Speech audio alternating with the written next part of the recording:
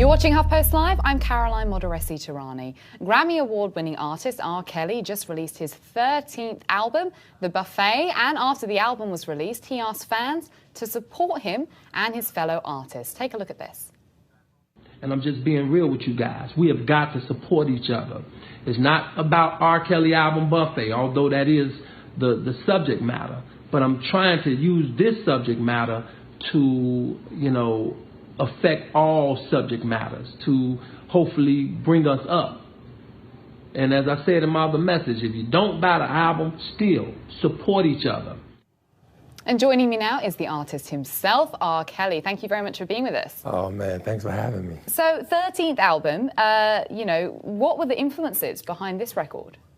The fans, of course, but the difference in these fans and the fans in my past is, I've created a longevity, musically, and got all different types of generations listening to my music. So when I'm looking over my audience when I'm on stage, I see younger, middle-aged, and older.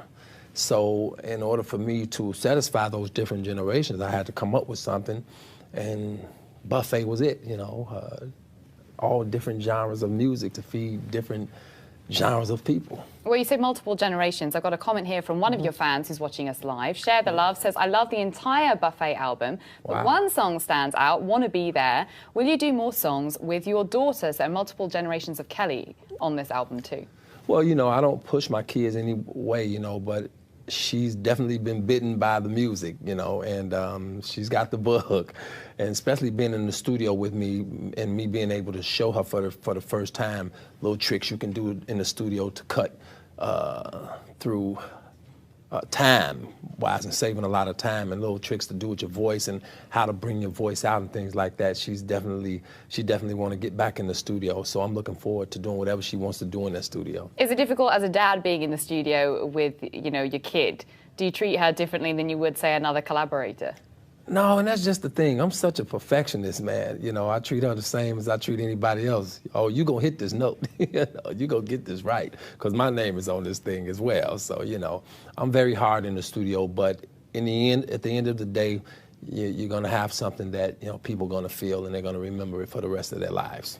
Well, I got another fan question. Yolanda, who's watching, says, what's your formula for hit making? Since the early 1990s, you've been able to continuously make relevant music, unlike other R&B artists who have not been able to change with the times. What is your secret? Just being very observant. I'm very observant of people, and my mom always taught me, don't write songs, write life, and the only way you're gonna write life is that you be very observant of people and always paying attention to people and the needs of people and what they're talking about these days, and and then kind of like channeling that into your gift, which is my music. So, and I believe that as long as I continue to be observant of people and do that, I'll be all right. So you obviously are observant of people in the sense that, you're interacting with your fans very much on social media. You put that video out on Facebook. What prompted you to put the video out? Well, because it was true. I felt there was something that needed to be said, and nobody was saying it. And sometimes you have to step a little bit out of what you normally do to reach the people. And I knew I had put a great deal of effort and my all into this project, The Buffet. But sometimes you could put 1,000,000% into something, but if the support is not there, no matter how great it is, it'll miss its chance of being something great and known to be something great and go down in history. So I'm just trying to secure the legacy of this album, the history of this album, by telling people, hey, look, go out and support it. No different than any commercial. When they put a burger on, they really want you to go get that burger, you know what I'm saying, because the burger's good, So that's pretty much how I am, and that's what I meant to do by saying support each other. So it's interesting because, this album, you're writing, I guess, asking for that support in the sense that album sales-wise, it's not been selling as well as Black Panties. Mm-hmm. Why do you think that is? Well, as we look around, first of all, lack of support. Second of all, you look around with the computers and everything, I believe that every album I've done, also a lot of albums that other artists has done, have soul, like in the hood and streetwise, you know. But it's because people can get on computer and download anything they want nowadays. They don't have to run out to the store and buy the album. You know, can just get on the computer, download it, or get it however they can get it. And that's what's going on today more than ever. And as the time goes on, it's going to be even more, you know, and you're going to be even more able to do those things, and then that's going to hurt the artists, me and a lot of artists out there. So you're saying that, you know, people should support you, should go out, buy the record. Why do you think people aren't? Well, as I said before, I think that people are more caught up into they have the computers and everything like that, and they can go on the computer, go online and download songs. And it's just not me. It's not that they're just not supporting. They're supporting me, but I don't think they're paying more attention to the support in the area of, okay, I'm going to buy this rather than get, because naturally, if you can get something free, you're going to get it for free. And I'm not going to lie, somebody can give me a T-shirt, I'll take the T-shirt for free if it's a nice T-shirt and if it's my size, you know. It's pretty much like that, unfortunately, with these albums and this music that's coming out. It's so easy to get to without even having to go to the store and buy it, so, you know. So some people say... It wasn't like that before, when the album was double, triple platinum a week or within a month or whatever. It wasn't like that before, so now that it's like that. So some people say that they're conflicted, that they want to support the music because they think musically you are a genius, but they can't support you. So this is one tweet of many tweets. So Vante Culpepper says, would I let R. Kelly babysit my daughters? Fuck no. Would I play his music at a family party? You're goddamn right. What do you say to fans that are conflicted about you? So we can curse on this TV show? Yeah, absolutely. You can say whatever you want. I say fuck that. I say I have a lot of fans around the world that love R. Kelly, and I'm glad that they don't feel the way she do. You know, God bless her. But you can't satisfy everybody, and you're not going to always have everybody to hold you down, you know. But when I go to my concerts, which I've been selling out concerts, I've just gotten off a tour, finna do another buffet tour. And I really do believe it's going to sell out, and we're going to have a lot of fun. And I'm just glad to know that everybody doesn't feel the way she does, or, you know, or anybody else that feels like her. You know, God bless those people. So when people think of R. Kelly, right, they don't just think of the music. There are other artists that, you know, when you think of somebody, you think, oh, it's just their music, and you think about their back catalogue, you think about the hits that you love dancing to in the clubs. When you think about R. Kelly, I think people find it very difficult to not think about the multiple lawsuits, the multiple allegations of you having inappropriate relations, sex relations with minors. What do you say to those people who find it conflicting? Well, since you're the one brought it up, I'll just say it to you, because I don't hear from anyone else. You know, you hear a few rumors here and there, but as far as from me to you, I would say, again, fuck that. You know, I'm a man that believes what I see.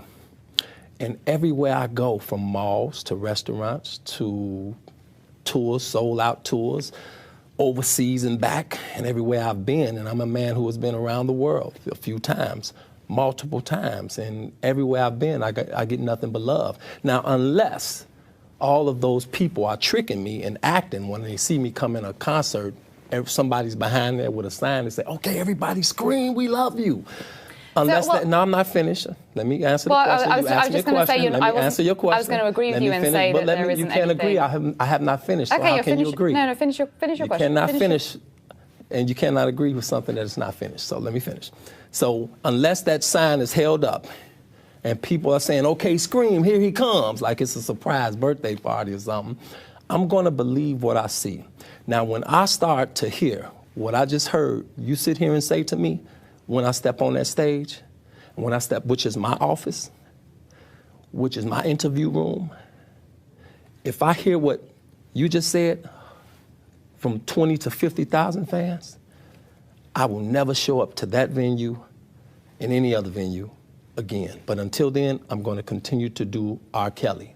Well, I'm not perfect, but I'm perfectly me. Okay, well, a couple of things. I'm always do my job until I get fired, and the only ones can fire me is my fans. Well, a couple of things about that, I suppose. One is that you're right. I think that there are a lot of people out there that still go to R. Kelly concerts. They still buy the records. Enough for me to feed my kids and send them to colleges. Sure. And send them for them to have a great life, and me to inspire other people to do it. I'm producing a lot of people right now. I'm working with a lot of people. I'm more successful than I've ever been.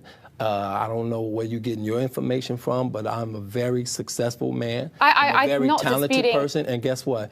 I love even those that come against me. I love people that hate me, but the Buffet album is out, and I hope people buy it. If they don't, I still love them.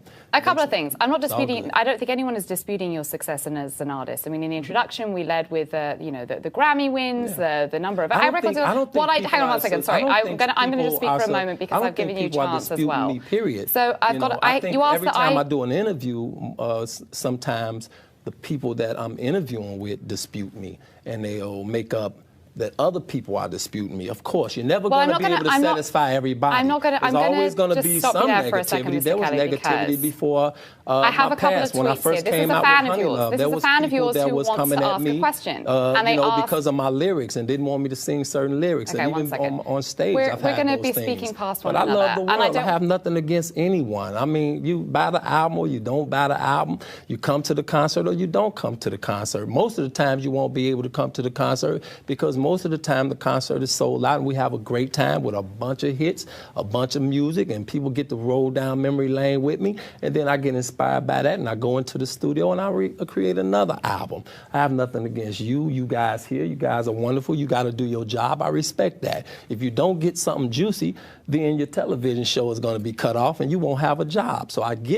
understand that you have to do your job, but listen, I have to do a job too. I understand. So let me do my job for a second because I haven't been able to ask you a question for a moment. Okay, so I just want to say something, a few things. Like I said, people obviously are still fans of yours. I'm not disputing that. People are conflicted, and that's what I'm asking you the question about. People are conflicted because... Can you count them?